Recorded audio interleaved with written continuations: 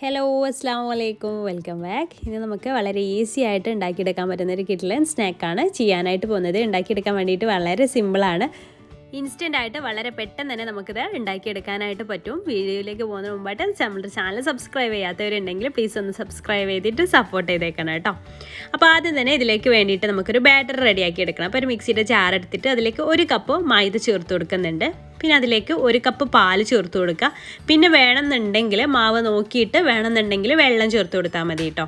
ഇപ്പോൾ 1 കപ്പ് പാലാണ് ചേർക്കുന്നത്. പിന്നെ അതിലേക്ക് ആവശ്യത്തിനുള്ള ഉപ്പും കൂടെ ചേർത്തിട്ട് നമുക്കിത് നന്നായിട്ടൊന്ന് അടിച്ചെടുത്തിട്ട് വരാം. ഇപ്പോൾ ഇത് നന്നായിട്ട് തന്നെ അടിച്ചെടുത്തിട്ടുണ്ട്. അപ്പോൾ ഇത് കുറച്ച് തിക്കായിട്ടാണ് ഇരിക്കുന്നത്. നമുക്ക് കുറച്ചൊക്കെ ഒരു ലൂസിലാണ് വേണ്ടത് മാവ്. ഒരു ദോശയൊക്കെ നമ്മുടെ സാധാരണ നീർദോശയൊക്കെ ചുട്ടെടുക്കുന്ന ഒരു പരുവം. അപ്പോൾ ഞാനൊരു 1/4 കപ്പ് കൂടെ വെള്ളത്തിലേക്ക് ആഡ് ചെയ്ത് കൊടുത്തിട്ടുണ്ട് കേട്ടോ. എന്നിട്ട് നമുക്ക് വീണ്ടും ഒന്ന് അടിച്ചെടുത്തിട്ട് വരാം. അപ്പോൾ ഈ ഒരു കൺസിസ്റ്റൻസിയിലാണ് നമ്മുടെ മാവ് നമുക്ക് കിട്ടേണ്ടത്. അപ്പോൾ ഇത് നമുക്കവിടെ മാറ്റി വെക്കാം. ഇനി നമുക്ക് ഇതിലേക്ക് വേണ്ടിയിട്ടുള്ള മറ്റ് ഇൻഗ്രീഡിയൻസ് ഒക്കെ ഒന്ന് നോക്കാം കേട്ടോ. കൺസിസ്റ്റൻസി ഇതുപോലെയാണ്. അങ്ങനെ കോരി ഒഴിക്കുന്ന സമയത്ത് നിങ്ങൾക്ക് മനസ്സിലാവും ഈ ഒരു കൺസിസ്റ്റൻസിയാണ് വേണ്ടത്.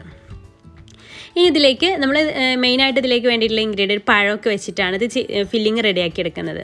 അപ്പോൾ അതിൻ്റെ ഫില്ലിങ്ങിന് വേണ്ടിയിട്ട് ഞാനൊരു ബൗളിലേക്ക് 2 മുട്ട പൊട്ടിച്ച് വെച്ച് കൊടുക്കുന്നുണ്ട്. അപ്പോൾ നിങ്ങൾ എടുക്കുന്ന മുട്ടയുടെ വലിപ്പത്തിനനുസരിച്ചൊക്കെയാണ് കേട്ടോ. വലിയ മുട്ടയാണെന്നുണ്ടെങ്കിൽ 1 തന്നെ മതിയാവും. പിന്നെ അതിലേക്കൊരു 3 ടേബിൾ സ്പൂൺ പഞ്ചസാര കൂടെ ചേർത്തിട്ട് നന്നായിട്ടൊന്ന് ഇതുപോലെ മിക്സ് ചെയ്ത് കൊടുക്കുക. പഞ്ചസാര അതിലിട്ടിട്ട് നന്നായിട്ടൊന്ന് മെൽട്ടാക്കി എടുക്കുകയാണ് വേണ്ടത്. അപ്പോൾ ഇതുപോലെ നന്നായിട്ടൊന്ന് മിക്സ് ചെയ്തിട്ട് എടുക്കുക.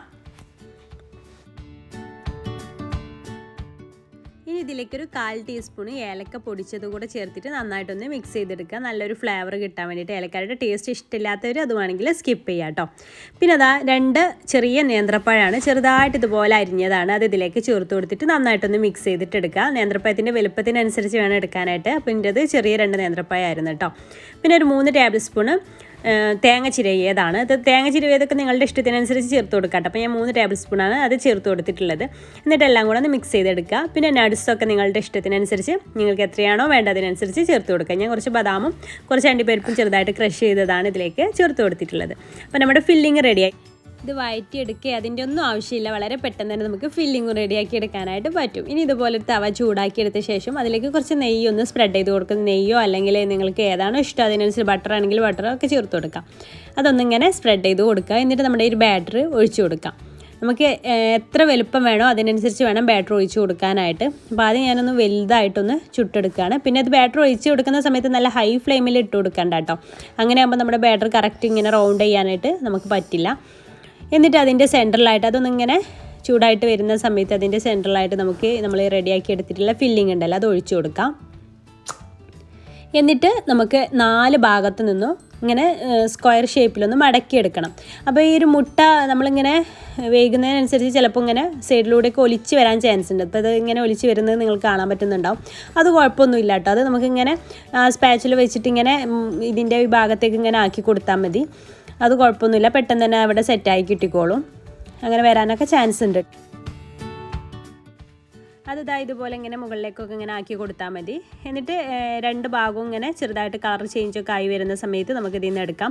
അപ്പോഴേക്ക് ഉള്ളിലുള്ള മുട്ടയൊക്കെ നന്നായിട്ട് തന്നെ കുക്കായി വരികയും ചെയ്യും. അപ്പം അങ്ങനെ ഒരു മീഡിയം ഫ്ലെയിമിൽ ഇട്ടിട്ട് ഇങ്ങനെ തിരിച്ചു മറിച്ചിട്ടിട്ട് വേവിച്ചെടുത്താൽ മതി. പിന്നെ നമുക്കുണ്ടല്ലോ ഇതിൻ്റെ കളറ്, ഈ ഒരു സ്നാക്കിൻ്റെ കളറ് ചെറിയൊരു യെല്ലോയിഷ് കളർ കിട്ടണമെന്നുണ്ടെങ്കിൽ നമ്മുടെ ഈ ഒരു ബാറ്ററിലേക്ക് ഒരു നുള്ള് മഞ്ഞൾപ്പൊടി ചേർത്ത് കൊടുത്താൽ മതി കേട്ടോ. ആ ഒരു കളർ വേണമെന്നുണ്ടെങ്കിൽ ഇങ്ങനെ ബാക്കിയുള്ളതെല്ലാം നമുക്കിതുപോലെ തന്നെ ചുട്ടെടുക്കാം. പിന്നെ ഈ വീഡിയോ കാണുന്ന ആരെങ്കിലും നമ്മുടെ ബേക്കിംഗ് ചാനലായിട്ടുള്ള റിമാമി ബേക്സ് എന്ന ചാനൽ സബ്സ്ക്രൈബ് ചെയ്യാത്തവരുണ്ടെങ്കിൽ, ചിലരൊക്കെ അറിയാത്തവരുണ്ടെന്ന് എനിക്ക് തോന്നിയിട്ടുണ്ടായിരുന്നു കമൻറ്റിലൂടെയൊക്കെ ഓരോന്ന് ഡൗട്ട് ചോദിക്കുമ്പോൾ. അപ്പോൾ അങ്ങനെ കേക്കിനായിട്ട് ഞാൻ സ്റ്റാർട്ട് ചെയ്തിട്ടുള്ള ചാനലാണ് റിമാമി ബേക്സ്. അപ്പോൾ അത് സബ്സ്ക്രൈബ് ചെയ്യാത്തവരുണ്ടെങ്കിൽ, താല്പര്യം ഉണ്ടെങ്കിൽ, ബേക്കിംഗ് ഒക്കെ ഇഷ്ടമുണ്ടെങ്കിൽ സബ്സ്ക്രൈബ് ചെയ്യാൻ മറക്കരുത് കേട്ടോ. റിമാമി ബേക്സ് എന്നാണ് ചാനലിൻ്റെ പേര്, സെർച്ച് ചെയ്താൽ കിട്ടും.